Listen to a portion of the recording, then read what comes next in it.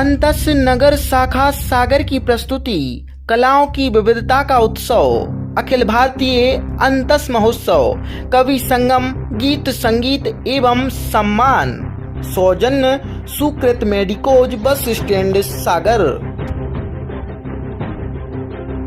अंतस साहित्यिक सामाजिक सांस्कृतिक संस्था जबलपुर रजिस्टर है जो जिसका कार्य क्षेत्र पूरा भारतवर्ष है।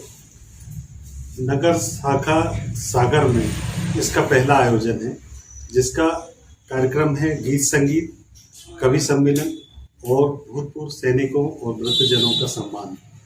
मुख्य आयोजन की संयोजना यहाँ के सागर जिले से अभय खाटोल के द्वारा की जा रही है जो बहुत सक्रिय है, समाज सेवी है। और मैं डॉक्टर अनिल कुमार कोरी संस्थापक इस संस्था का, विनीता पैगवार विधि इस संस्था के अध्यक्ष हैं।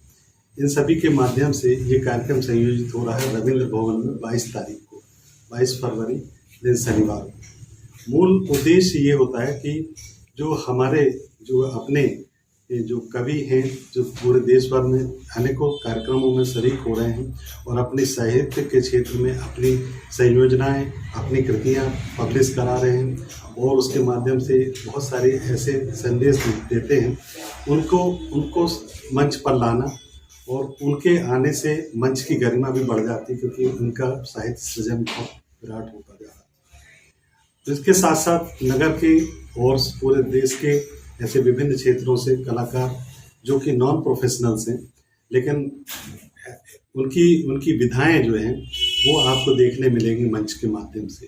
तो मूल उद्देश्य ये है कि अंतस संस्था विगत 5 वर्षों से ऐसे आयोजन करती आ रही है जिसमें सामाजिक कार्य भी हम जोड़ते हैं और सांस्कृतिक गतिविधियां भी संचालित करते हैं। इसके अलावा साहित्यिक गतिविधियां, इन तीनों गतिविधियों के अंतर्गत ही पहला आयोजन सागर जिले में आयोजन किया। बात अगर आयोजन की जाए तो वो कौन कौन से हस्तियां हैं जिसमें सम्मिलित होंगी?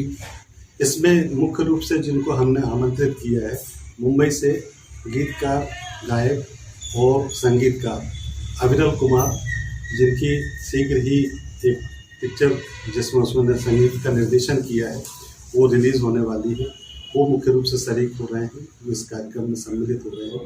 और इसके अतिरिक्त जबलपुर से प्रसंग संस्था के संस्थापक इंजीनियर विनोद नैन, पाथेय संस्था के संस्थापक राजेश पाठक प्रवीण, डॉक्टर मंजू गोरे जी, इसके अतिरिक्त बहुत सारे ऐसे लोग हैं जो जबलपुर से और अन्य जगह से सम्मिलित हो रहे हैं। सर, जो इस तरीके का ये प्लेटफॉर्म रहता है जो इस विधा में रुचि रखते हैं कभी हो साहित्य, तो उनके लिए कितना महत्वपूर्ण रहता है? उनके लिए महत्व ये रहता है कि उनको मंच तो महत्व तो लगता ही है, साथ ही साथ समाज को वो कुछ दे पा रहे हैं इसलिए मंच पर आने की कोशिश करते हैं क्योंकि उन्होंने जो सृजन किया है वो उनकी पुस्तक तक सीमित है, लेकिन अगर उस सृजन को वो लोगों तक पहुंचा पाए तो ये एक बहुत बड़ा माध्यम बन जाता है। आयोजन होने वाला है 22 तारीख को, क्या इसकी रूपरेखा है और किस उद्देश्य को लेकर किया जा रहा है? देखिए, जैसा कि आप जानते हैं सागर और बुंदेलखंड से बड़े बड़े नाम हस्तियां इस कला में आगे बढ़े हैं, जैसे मुकेश तिवारी हुए, मुकेश तिवारी हुए, गोविंद नामदेव जी हुए। उसको अपन और आगे नई पीढ़ी को चाहते हैं, नई पीढ़ी को मंच प्रोवाइड करवाना चाहते हैं कि नई पीढ़ी कुछ सीखे।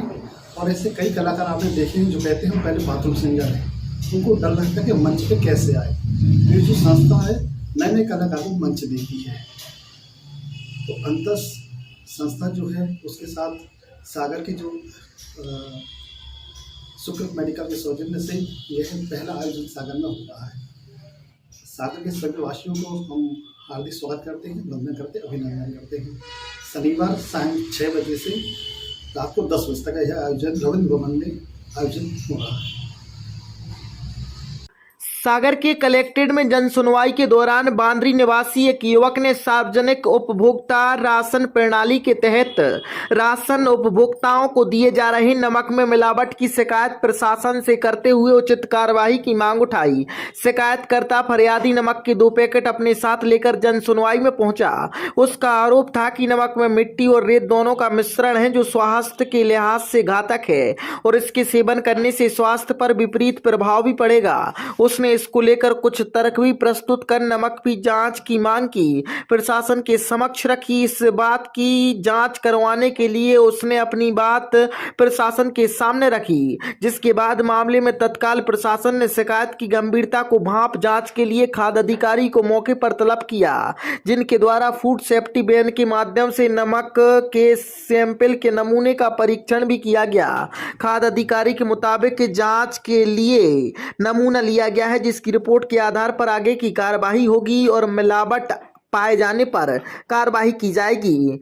बन्या प्लस आयोडीन नमक को लेकर शिकायत मिली है, जिसमें मिलावट है या नहीं यह अब जांच रिपोर्ट के बाद ही स्पष्ट होगा।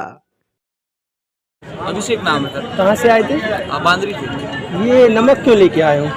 सर इसमें मिट्टी और रेत निकलती है और मिट्टी की वजह से पानी गंदा हो जाता है और रेत निकलने की वजह से खाने में कंकड़ वगैरह भी निकलते हैं, जिस वजह से लोगों का स्वास्थ्य खराब हो ही रहा है ऑब्वियसली। तो ये कहाँ किसके माध्यम से दिया जा रहा है? किस ये गवर्नमेंट सप्लाई है ना सर, वो चिकमूल की दुकान पे जो मिलता है वो है। तो क्या लगता है आपको इसमें मिलावट है? अब सर मैंने घर पे ही घोल के देखा है तो पानी का, क्योंकि नमक से पानी का कलर चेंज नहीं होना चाहिए, पानी गंदा हो जाता है और पानी जो नमक होता है वो पूरा घुलना चाहिए मेरे हिसाब से, लेकिन ये पूरा नहीं घुलता है, कुछ पार्ट्स रह जाते हैं इसमें। तो अभी आपने अंदर जाके शिकायत दर्ज कराई, उन्होंने क्या कहा है इस संबंध में? अभी सर नहीं है, बोल रहे हैं कि सर आएंगे तो बात कराते हैं। हालांकि मैडम ने कुछ लिख के दिया है, खाद्य सुरक्षा अधिकारी का नाम लिख के दिया है, वो आ रहे हैं तो फिर बोल रहे थे देखते हैं। ये जो नमक की बात कर रहे हैं आप, नमक में क्या दिक्कतें बनती हैं, इससे क्या नुकसान होगा अगर ये जनता खाती है, आम जनता? सर जैसे अगर मिट्टी निकलेगी तो उससे लोगों के स्वास्थ्य पे इम्पैक्ट पड़ेगा, बीमारियां जो हल्की फुल्की हो सकती हैं वो होंगी, लेकिन अगर रेत के कण निकल रहे हैं तो आप समझ ही सकते हैं पथरी और भी कुछ बीमारियां हो सकती हैं। तो अब सर जब सब्जी में डालते हो ना तो सब्जी का रंग हल्का सा काला हो जाता है, वो आयरन की वजह से होता है। सब्जी का कलर ना बिगड़े इसके लिए आपको एक ही उपाय है कि जब सब्जी बन जाए है ना, हल्की सी ठंडी हो जाए तब उसमें नमक डालिएगा तो सब्जी का कलर काला नहीं होगा। आयोडीन नमक को लेके शिकायत लेके आए थे कुछ लोग यहाँ पर और इसकी चेकअप किया गया है, क्या निष्कर्ष निकल के आया इसमें?